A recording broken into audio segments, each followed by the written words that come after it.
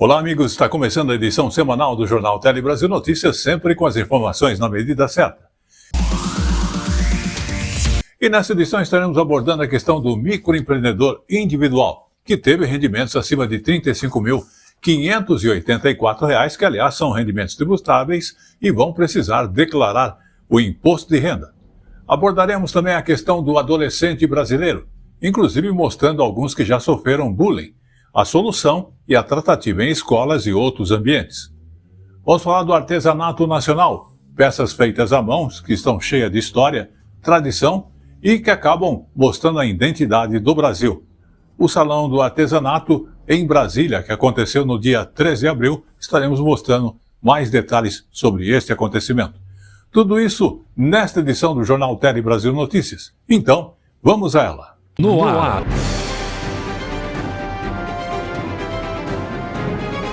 Tele Brasil Notícias.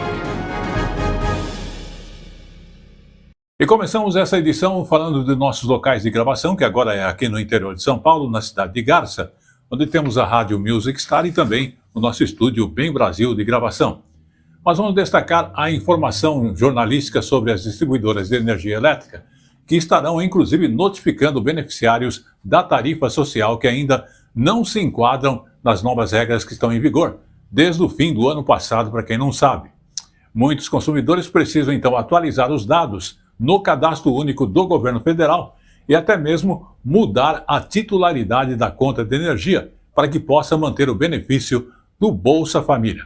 Vamos ficar atentos e também compreender melhor nessas informações. O benefício atinge cerca de 17 milhões de famílias, o que equivale a 15% dos consumidores domésticos brasileiros. As famílias beneficiadas com a tarifa social de energia, que isenta o consumo de até 80 kW, precisam ficar atentas. É necessário atualizar os dados de cadastro para não perder o desconto na conta de luz. Esse recadastramento é em função de umas novas regras impostas pela Agência Nacional de Energia Elétrica, publicadas no final do ano passado. Essa resolução trouxe 2 novos critérios para o enquadramento na tarifa social. O titular da unidade consumidora precisa ser um dos membros da família beneficiada. Um segundo critério foi incluído de que o município da unidade consumidora, ali onde a pessoa tem a conta de luz, tem que ser o mesmo município do cadastro dela no CadÚnico. Segundo a Agência Nacional de Energia Elétrica, ANEEL,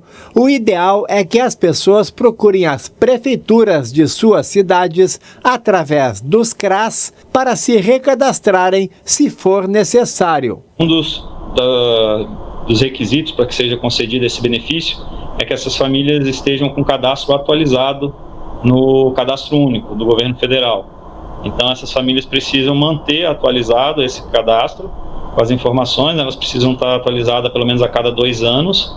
Os CRAS, que são os Centros de Referência de Assistência Social em cada município, que são os responsáveis por fazer esse atendimento às famílias. Vamos agora falar então com os microempreendedores individuais, que teve rendimento acima de R$ 35.584, que são rendimentos tributáveis, que precisam estar atentos. O valor acima desse teto, inclusive, ele tem necessidade de ser declarado no Imposto de Renda à Pessoa Física. Vamos observar esta orientação nesta informação jornalística. Tarim é cabeleireira e microempreendedora individual. A declaração do imposto de renda já está pronta. Ela faz questão de manter tudo em ordem. No início foi meio difícil a questão de prazos, de datas, de declaração, porque eu nunca tinha feito tudo isso, né? Então, não tinha muita organização. Mas eu contratei uma contadora, porque não tinha jeito para dar sozinha.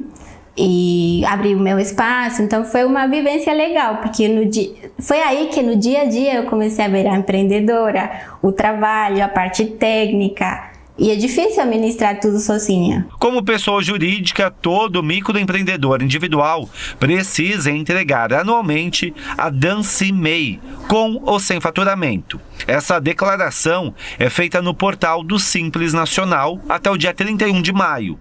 Já o imposto de renda de pessoa física só é obrigatório se o MEI se enquadrar nas regras da Receita Federal. Entre elas, ter rendimentos tributáveis acima de R$ 35.584 em 2025. Ele apura o lucro contábil da empresa e aí esse lucro será isento de imposto. Mas se ele não tiver contabilidade regular, a Receita permite fazer um cálculo de presunção. O que seria isso?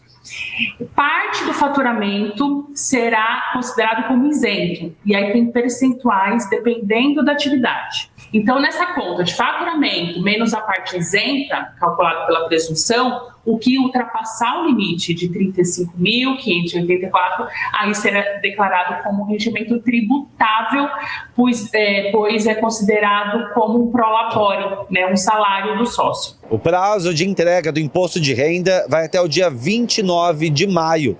A Receita espera receber cerca de 44 milhões de declarações este ano. A declaração pode ser feita pelo programa da Receita ou online, na plataforma Meu Imposto de Renda. Também é possível utilizar a versão pré-preenchida. O primeiro lote de restituição será pago em 29 de maio, com prioridade para grupos específicos e contribuintes que informaram PIX. Para o MEI, manter as declarações em dia evita multas e garante a regularidade do CPF. A malha fina da Receita Federal, ela te impõe uma multa, geralmente é de 150% do valor não declarado.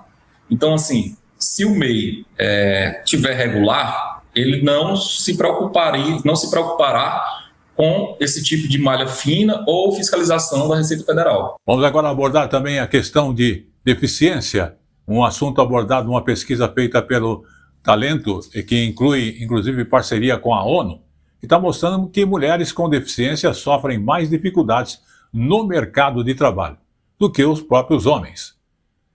De acordo, inclusive, com o levantamento, 70% deles nunca foram promovidas no trabalho, ou seja, elas, né? Elas ainda relatam sofrer mais preconceito e também se sentem menos valorizadas nas empresas. Vamos conferir esse depoimento. Ana é mãe de um casal de gêmeos com 2 anos de idade. Ela também é psicóloga, trabalha em uma empresa e faz atendimentos online. Além dos desafios diários de uma jornada dupla, vividos por muitas mulheres, já sofreu preconceito em empresas que trabalhou, por ser surda, chefes e colegas que não souberam acolher uma profissional com deficiência. Tinha uma mulher, estava acima de mim, que me obrigou a atender o telefone. Então, naquele momento, por vergonha, eu tentei atender, falar. Aí eu falei, eu não consigo. Eu respondi, ela falou, consegue sim, vai, rindo de mim. Todas as pessoas olhando, eu sinto muita vergonha. Entre as 17 milhões de pessoas com deficiência e com idade para trabalhar no Brasil, menos de 1 em cada 3 atuam profissionalmente. Essa informação é do IBGE. Uma outra pesquisa de uma consultoria da Organização das Nações Unidas mostra que as pessoas com deficiência enfrentam grandes obstáculos no mundo corporativo, especialmente as mulheres. 9 em cada 10 mulheres com deficiência afirmam que já sofreram discriminação no mercado de trabalho. Todos os indicadores da pesquisa Radar da Inclusão relacionados à opressão são maiores para mulheres do que para homens. Diferenças de 5 pontos percentuais, 8 pontos percentuais para todos os indicadores. 73% das pessoas com deficiência que estão há mais de 3 anos na empresa nunca tiveram promoção, e esse indicador para mulheres é maior do que de homens. Então a gente tem um desafio ainda muito grande pelo fato de ser mulher, e os motivos são os mesmos motivos das mulheres. Desde 1991, uma lei obriga as empresas a contratarem pessoas com deficiência. As cotas são importantes, mas a inclusão de fato só acontece com mudança de mentalidade de gestores e funcionários. A gente tem muitas décadas pela frente para resolver, a não ser que aconteça um movimento em massa de pessoas aliadas e a gente consiga evoluir com mais rapidez. Se a gente aceitar, vivenciar, interagir, novos conhecimentos, a gente consegue ter uma sociedade mais inclusiva. Muito bem, vamos agora falar então de adolescentes, porque 4 em cada 10 adolescentes relatam que já sofreram bullying. Em uma pesquisa recente do IBGE, para enfrentar justamente essa questão que é um desafio, o Ministério da Educação está apostando na questão do fortalecimento da convivência. A ideia é que a escola seja o local de ensino que tenha um espaço mais amplo de ensino, ou seja, mais do que um local de ensino, um espaço de construção social e também de paz. Vamos observar nesta informação. Nomear e reconhecer a violência é o primeiro passo. No Centro de Ensino Médio 1 do Guará, no Distrito Federal, essa lição foi aprendida na prática. A escola, que já foi palco de conflitos graves, hoje respira um ar diferente. Antes nós tínhamos uma escola, quando eu entrei aqui, pichada, uma escola com vários conflitos mesmo de vias de fato, presença de arma branca. Depois do projeto, nós tivemos uma escola assim, que foi aos poucos se tornando um ambiente mais tranquilo, mais saudável. O projeto que a diretora fala é o Vem Comigo, que nasceu da necessidade de lidar com a violência que os professores não sabiam como enfrentar. Hoje a escola conta com mediadores, rodas de conversa e assembleias. Criamos esses espaços de fala, de expressão de sentimento, né? E isso mudou a escola. Mudou a escola. O clima escolar melhorou, ficou positivo. Despertou nos estudantes o sentimento de pertencimento. Na rede de apoio, os próprios estudantes se ajudam. Kiara, Bia e Gabriel fazem parte desse grupo que busca evitar que outros passem pelo que eles viveram. Eu sofria bullying por causa do meu autismo e me chamavam bicho do mato, que eu não era uma pessoa normal. Quando você passa por certas coisas na escola, acaba que você fica sem vontade de querer ir pro colégio, você sente que não...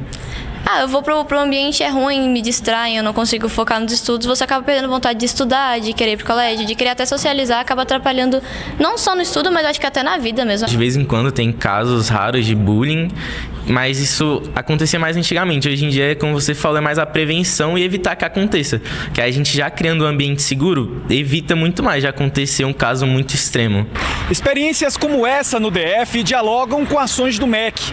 O programa Escola que Protege é a principal estratégia para colocar em funcionamento o Sistema Nacional de Acompanhamento e Combate à Violência nas escolas. Algumas escolas, quando começam com um projeto, elas têm essa realização, elas compreendem finalmente que precisamos conversar com os alunos, escutar os alunos e dar a eles protagonismo para construir a cultura da paz. Estar na escola não é apenas para aprender matemática, geografia e português. Estar na escola é também para ser educado. Essa história de que só família educa é absurda, não faz sentido. A escola educa e muito.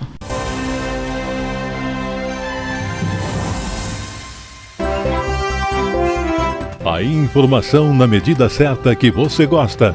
Um telejornalismo dinâmico, nacional e regional. Jornal Tele Brasil Notícias. A informação na medida certa.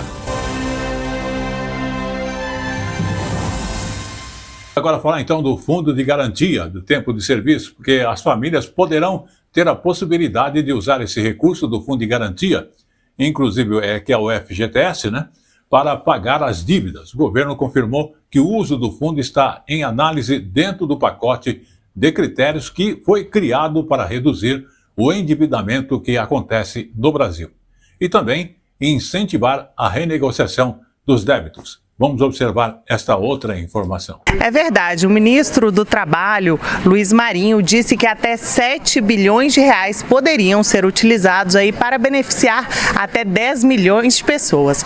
Esse valor seria destinado a quem aderiu ao saque aniversário, foi demitido e teve parte do saldo do FGTS bloqueado para pagamento de empréstimos bancários. O governo também estuda liberar outros 10 bilhões de reais para ajudar esses trabalhadores credores a quitarem as suas dívidas. Nesse caso, teriam direito a esse benefício pessoas com uma renda menor, mas com carteira assinada e acesso aí ao FGTS. Outra medida que tem sido considerada pelo governo é a ampliação do uso do FGTS como garantia para o pagamento de empréstimos consignados. Atualmente, só é permitido usar até 40% do valor da multa do FGTS para essa garantia. E a expectativa é que 100% dessa multa possa ser usada. Tudo ainda está em discussão, mas a expectativa é que nos próximos dias o governo apresente algumas medidas nesse sentido. De acordo com o Serasa, 4 em cada 10 brasileiros estão com o nome negativado. E esses brasileiros estão com o nome negativado há uma década. Em 10 anos, o número de brasileiros inadimplentes passou de 59 milhões para 81 milhões de pessoas. Vamos agora falar de saúde, mais alunos com deficiências, porque lá em Fortaleza é um exemplo. A rede municipal de ensino, ela ampliou em 148% o número de assistentes de inclusão para atender os alunos com deficiência, especialmente estudantes com transtorno de espectro autista. São quase 3 mil profissionais hoje atuando nas escolas, inclusive reforçando aí a questão pedagógica e também a autonomia dos alunos no ambiente escolar. Vamos conferir mais detalhes nesta reportagem da TV Ceará, que é uma emissora da Rede Nacional de Comunicação Pública. A rede municipal de Fortaleza tem 677 escolas públicas e 235 mil alunos na educação infantil, no fundamental e no EJA. O público é imenso, mas isso não impediu o município de investir na inclusão. Em toda a rede municipal de ensino, existe 30.799 alunos que têm algum tipo de deficiência. 25.835 estão no espectro autista. Isso representa 83% desse público e um desafio para a Secretaria Municipal de Educação. As barreiras são quebradas com o auxílio dos assistentes de inclusão.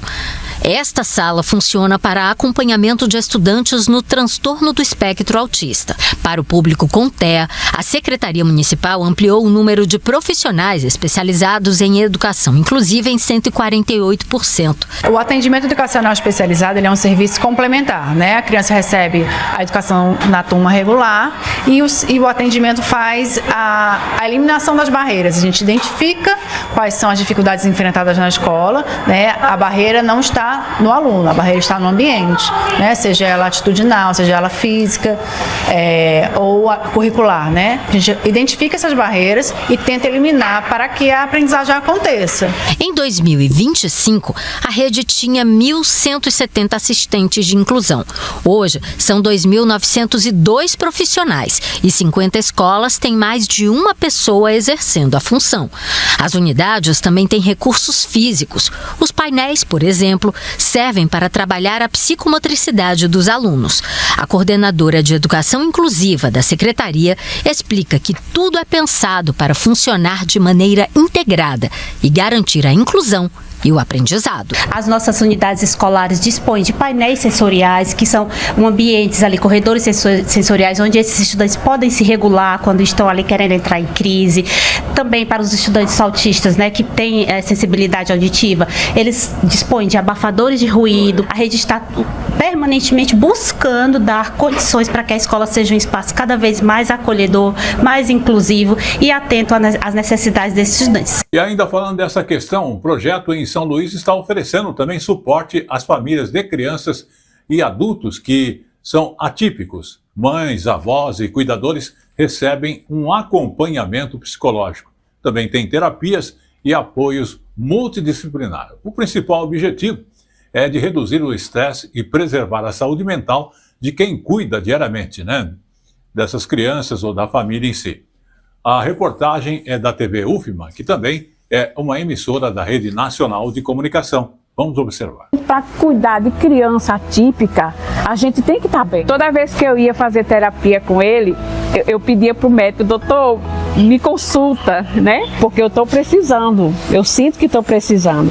Uma grande ajuda para mães, avós e famílias cansadas. Quem oferece amor e carinho diariamente também precisa ser cuidado. E esse é o objetivo do projeto Cuidar Mais, oferecido pela APAE de São Luís, a quem tanto faz pelas crianças, adolescentes e adultos atípicos. Quando as mães começam a ter resultados dessas terapias, desse atendimento clínico, do acompanhamento psiquiátrico, ela começa a perceber a diferença na sua vida. Desde o início do projeto, no ano passado, mais de 400 pessoas já foram atendidas por psiquiatras, psicólogos, terapeutas ocupacionais e outras assistências oferecidas pela APAE do Maranhão. De acordo com o estudo Retratos do Autismo no Brasil, 70% das famílias não se sentem confortáveis em relação ao futuro da criança autista. 57% dizem não saber como agir em situações desafiadoras em momentos de crise. 48% têm dificuldade de encontrar tempo para descansar e exercer o autocuidado. Por isso, cuidar da saúde física e mental das famílias de pessoas autistas é uma urgência social. As mães geralmente ficam com todas as tarefas domésticas e o acompanhamento de terapias necessárias. Mulher que ela não consegue parar fisicamente e não consegue parar psicologicamente. Então, a mulher muitas das vezes que tem um sono ruim, né? A mulher que muitas das vezes acaba se isolando porque não tem apoio, não tem suporte, a rede de apoio por vezes é frágil e o próprio sofrimento psíquico está relacionado com esse ter ou não uma rede de apoio. A oferta de cuidados a famílias atípicas reduz a ansiedade, a depressão e outros problemas ligados à saúde mental dos cuidadores. Agora então falar dos telefones celulares, que é uma preocupação para todos nós que possuímos aí o telefone celular. A questão aqui envolve aquelas ligações indesejadas de pessoas que vendem aqueles produtos ou mesmo que pedem as informações de dados bancários e que também desligam logo depois que a gente atende. Muitas vezes essas ligações são para dar algum tipo de golpe financeiro ou roubar até os dados da pessoa que está sendo vítima ou que atende o próprio celular. Agora, você sabia que existem formas de evitar o recebimento da maioria das ligações do telemarketing? Ou saber se o atendente do outro lado da linha, quem é? Ou se é realmente uma empresa idônea, ou é uma pessoa? E, inclusive, a Agência Nacional de Telecomunicações e outras entidades estão disponibilizando para o público alguns serviços para se protegerem dessas situações. Vamos conhecer essa proteção e mais detalhes desses acontecimentos. Quem nunca recebeu aquelas chamadas suspeitas dizendo que é de um banco ou de uma loja e que fizeram uma compra caríssima com seu cartão de crédito? Ou então, chamadas curtas, sem ninguém do outro lado da linha, que fica muda e cai. Ele diz que detectaram uma compra na minha conta. Aí eu digo, mas eu não fiz essa compra. Vê, está aqui, quer ver? Eu vou lhe devolver o dinheiro. E aí? Tudo mentira. Fico um pouco de pena só que as pessoas têm um pouco mais de idade, um pouco menos de instrução, que acabam caindo justamente por não saberem do que se trata. Para tentar reduzir o número dessas chamadas falsas ou indesejadas, a Agência Nacional de Telecomunicações, a Anatel, vem desenvolvendo serviços que prometem dar um pouco mais de paz à população. A Anatel criou um site, mandou as empresas criarem um site, qual empresa me ligou.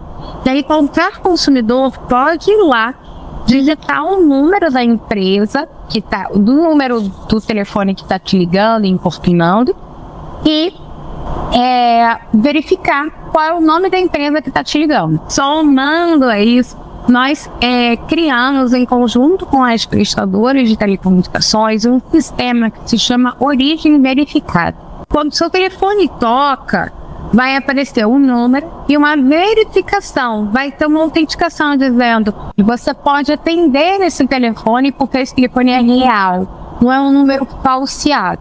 Uma iniciativa que tem contribuído é o serviço Não Me Perturbe, e que hoje conta com mais de 12 milhões de pessoas cadastradas.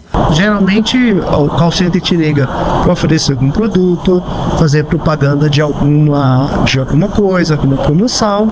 E são justamente esse tipo de chamada que não são realizadas para esses consumidores quando esses consumidores têm o seu nome registrado na plataforma. Mas mesmo com os esforços do governo e de entidades para combater esse tipo indesejado de telemarketing, os golpistas sempre dão um jeito de ligar para o nosso telefone. Aí vale ficar atento e desligar a chamada antes de passar qualquer dado pessoal. É ficar atento com as ligações. Se você não tem conhecimento, não tem identificação do número e não tem o nome dessa pessoa que está te ligando, essa pessoa não se identifica, então, meu irmão, desliga teu aparelho, apaga ali, acabou. A melhor filosofia de vida é essa. E chegou agora no Tele Brasil Notícias o nosso Momento Jurídico. O Momento Jurídico de hoje aborda a questão da rescisão unilateral dos planos de saúde, que são aqueles planos empresarial com menos de 30 pessoas que não pode ser simplesmente cancelado. Exigem motivação idônea. Vamos observar esse caso no Momento Jurídico. Rescisão unilateral de plano de saúde empresarial com menos de 30 pessoas exige motivação idônea. A definição é da segunda sessão do Superior Tribunal de Justiça. Em julgamento sob o rito dos recursos repetitivos, a segunda sessão do STJ definiu como tema 1047, tese que estabelece que a rescisão unilateral pela operadora do contrato de plano de saúde coletivo empresarial com menos de 30 beneficiários é válida, desde que apresentada motivação idônea. O relator dos recursos repetitivos, ministro Raul Araújo, explicou que o STJ já reconhecia a aplicação do Código de Defesa do Consumidor aos planos coletivos empresariais com menos de 30 beneficiários para proteger o grupo, mas pontuou que não é razoável também proibir de modo absoluto que a operadora de saúde extinga os contratos com um número menor de beneficiários, porque as circunstâncias contratuais são dinâmicas, o que exige reavaliação periódica. O voto do relator foi acompanhado pela segunda sessão, com o entendimento de que a proximidade desse tipo de contrato com os planos individuais impõe à operadora de saúde a obrigação de apresentar uma justificativa razoável para a rescisão unilateral, para atender aos princípios da boa-fé objetiva e da função social dos contratos. Com a definição da tese, os tribunais de todo o país deverão observá-la na análise de casos semelhantes.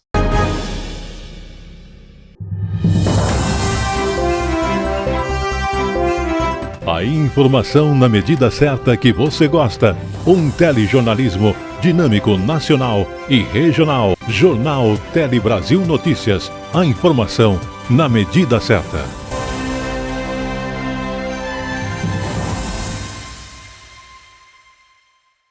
Vamos agora falar dos pets, porque no Rio Grande do Norte, um projeto de lei que está em discussão lá na Assembleia propõe garantir proteção aos chamados animais comunitários, que são cães, gatos que vivem em espaços coletivos e muitas vezes são cuidados pela população. Vamos conhecer nesta reportagem da UNERT TV, da Rede Nacional de Comunicação. Vários donos, gatos e cães que vivem em espaços públicos ou privados e sempre têm alimentação garantida e ajuda em caso de problema de saúde. Por isso são chamados animais comunitários.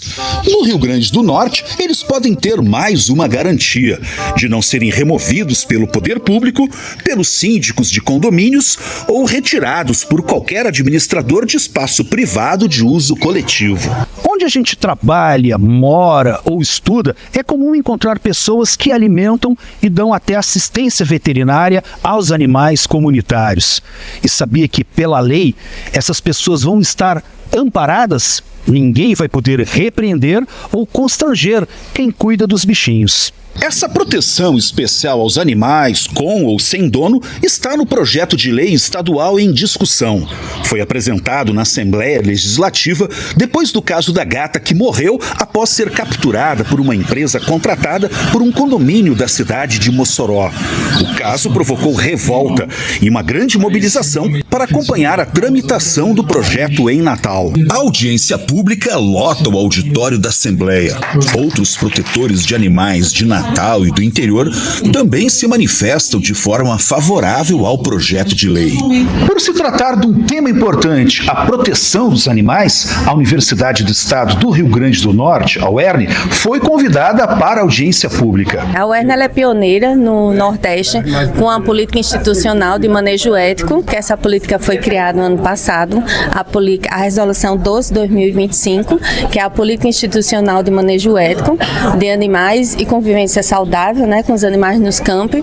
Essa política ela institui ações voltadas ao manejo dos animais, a controle populacional e também a questão da segurança da comunidade acadêmica diante desses animais que estão presentes nos 6 campos da UERN no estado. Como ninguém se manifestou contrariamente ao projeto, a proposta segue em tramitação na Assembleia. A ideia é justamente essa, pensar no bom convívio é pensar um equilíbrio com o meio ambiente. O meio ambiente não é parcial, ele é integral, é por inteiro, é o meio ambiente por inteiro. E é sobre isso que a gente quer tratar também, sobre respeito mútuo. E proteger animais é garantir esse respeito, porque se eu posso conviver naquele ambiente, por que eu vou maltratar os animais ou constranger quem cuida deles?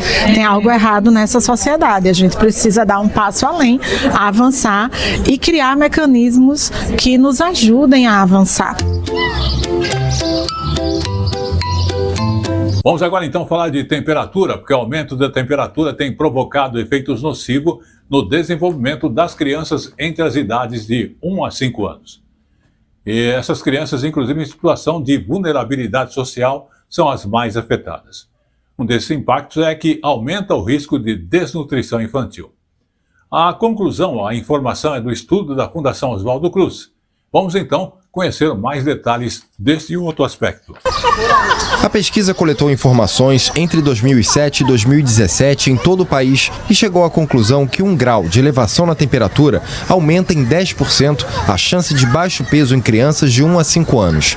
Também eleva em 8% a chance de desnutrição aguda e faz crescer 8% a possibilidade de desnutrição crônica. É um resultado bastante expressivo, porque mostra que o calor ele não é apenas um incômodo, né? Ele de fato pode ser um determinante da desnutrição infantil e isso se repercutir por toda a vida da criança. Altas temperaturas afetam o metabolismo infantil, tornam mais frequentes episódios de diarreia e dificultam a absorção de micronutrientes. Outro resultado da pesquisa mostra que o calor multiplica vulnerabilidades, desigualdades e afeta determinados grupos de maneira mais intensa. Entre mais de 6 milhões de crianças analisadas em locais onde houve aumento das temperaturas, baixo peso e desnutrição são efeitos mais observados em meninas. Cerca de 4% delas estavam abaixo do peso e quase 6% apresentavam desnutrição aguda. Já o atraso no crescimento foi mais frequente em meninos. 10,4% deles apresentaram esse quadro. No recorte por raça e etnia, as crianças indígenas estão no cenário mais crítico. 6,7% estavam abaixo do peso e quase 27% tinham atraso no crescimento. Aproximadamente 6% das crianças pretas apresentaram desnutrição aguda e 9,3% desse grupo tinha atraso no crescimento. A gente tem o Sistema Único de Saúde, que é um sistema que pode funcionar muito bem nessa busca de uma resiliência climática. Por exemplo, o cuidado nutricional, orientações nutricionais, orientações sobre hidratação, tanto antes quanto durante, né, períodos de ondas de calor.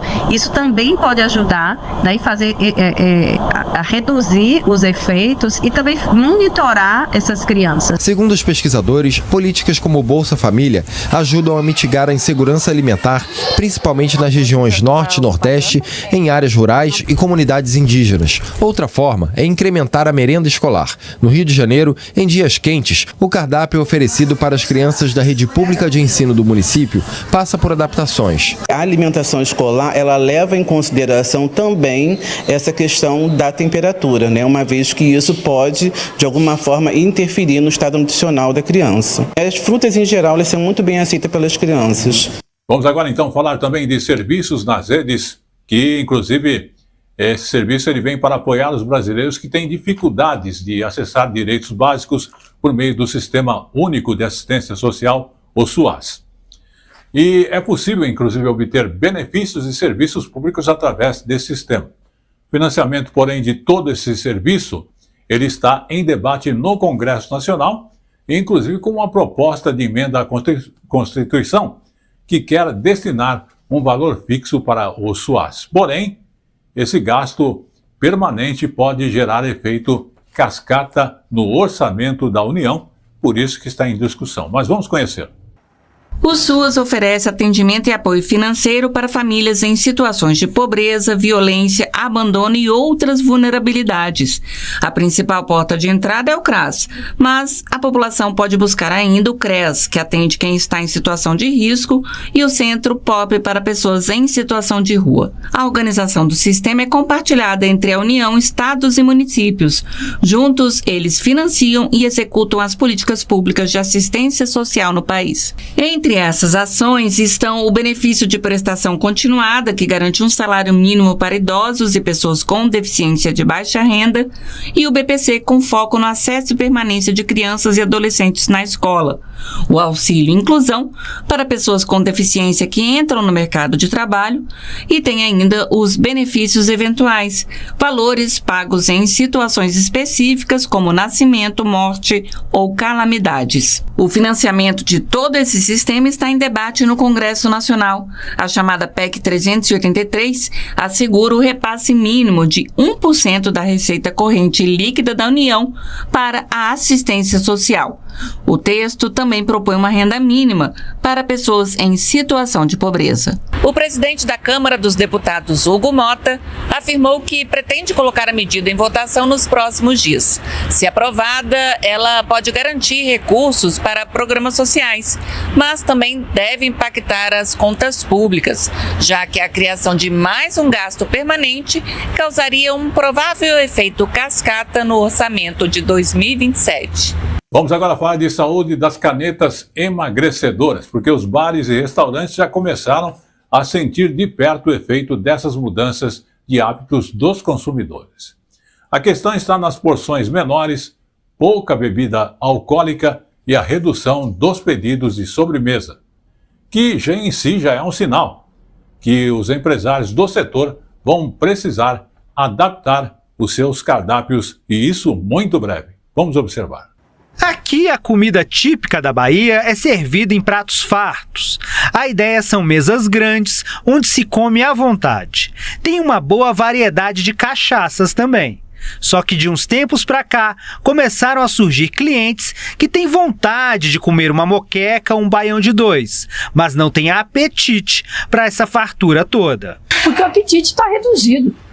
Outro dia eu recebi uma cliente, ela pediu um bobó individual, eu tenho grande, médio e individual.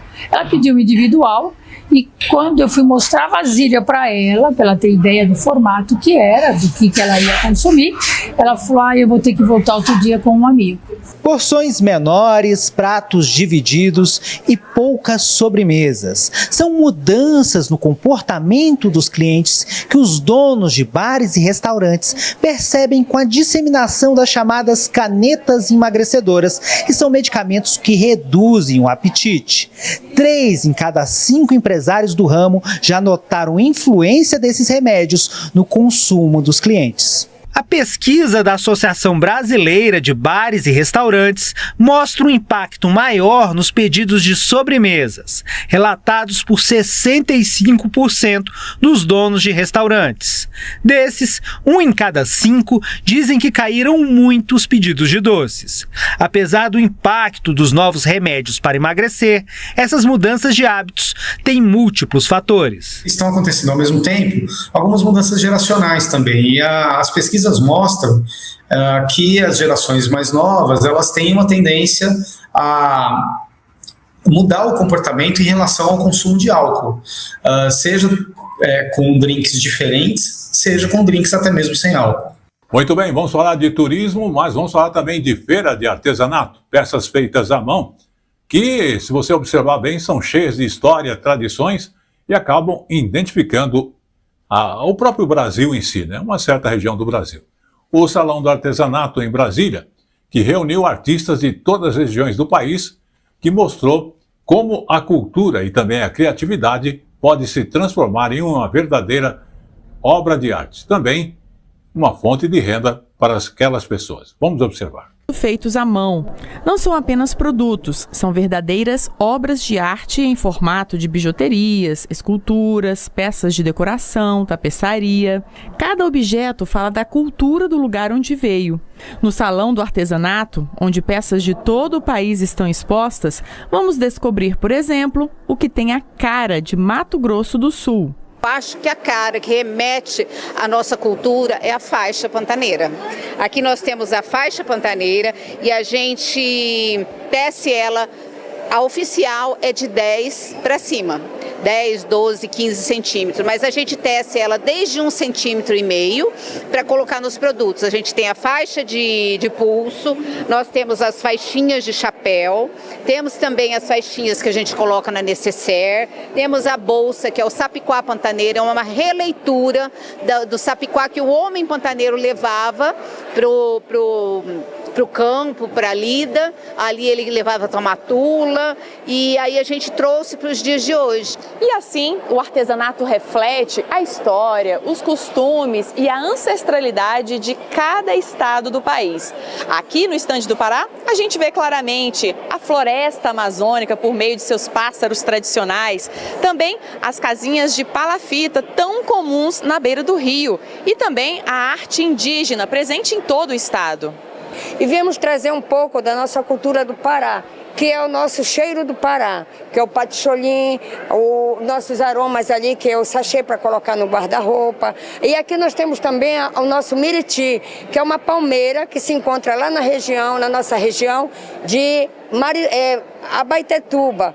E dessa palmeira a gente faz todo esse tipo de trabalho. Cada estado que você entra, você consegue perceber ali as características, né, do artesanato daquela região, quais as tipologias que eles trabalham mais, qual o tipo de material que é utilizado. São pessoas que realmente trabalham com reciclagem, com reaproveitamento de material, né, com aquilo que ia virar lixo e acaba virando uma obra de arte, né? E tudo com valor cultural muito agregado, né? Você consegue perceber as características culturais de cada região. E como precificar toda essa riqueza cultural? Como tornar o artesanato um negócio lucrativo? Eu acho que o primeiro passo é eles entenderem que eles são um negócio. Então, muito bom que eles trabalham produtos incríveis, que eles têm uma técnica muito boa, só que eles, enquanto negócio, eles têm que agir como tal. Então eles têm que se profissionalizar, eles têm que se posicionar, eles têm que trabalhar uma parte de estrutura financeira, eles têm que trabalhar com marketing, com finanças, e tudo isso parece muito complexo, mas é um passo de cada vez.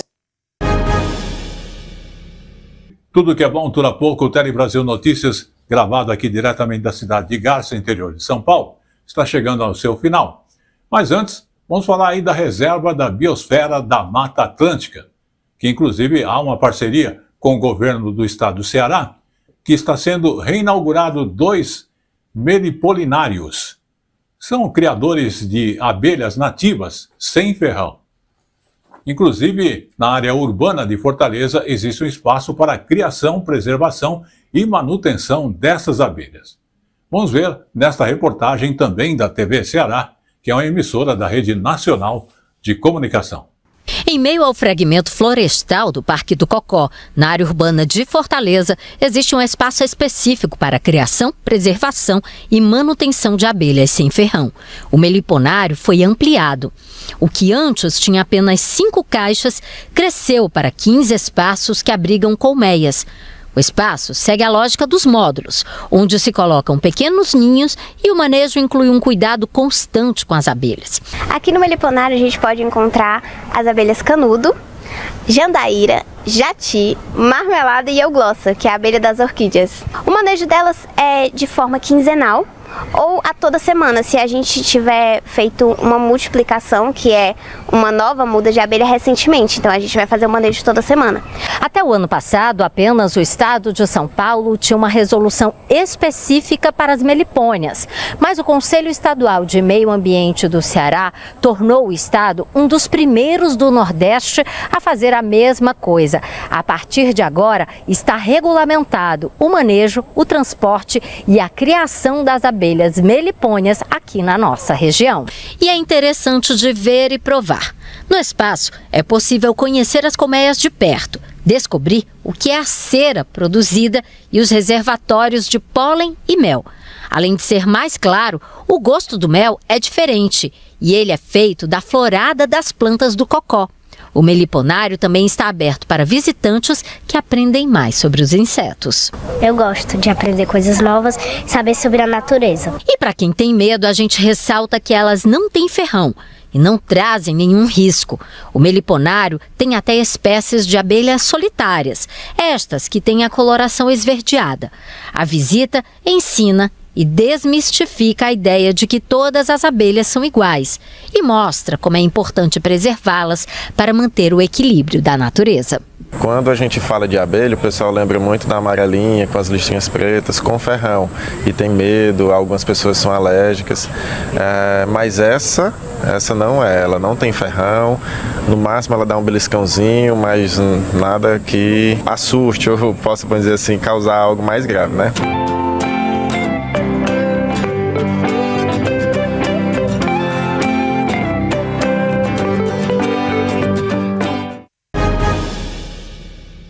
E com essa última informação, o Tele Brasil Notícias está chegando ao seu final, agradecendo a sua audiência no país e também em outras regiões do mundo. E lembrando que você pode acompanhar as nossas informações através do nosso site, que é telebrasilnoticias.com.br, ou então através do @Jornal Tele Brasil Notícias aí no YouTube. Nós temos também a nossa informação no Facebook, que é a Hora da Notícia Rádio e TV. Queremos agradecer todo o apoio técnico de nossa equipe e estaremos de volta na semana que vem. Até lá!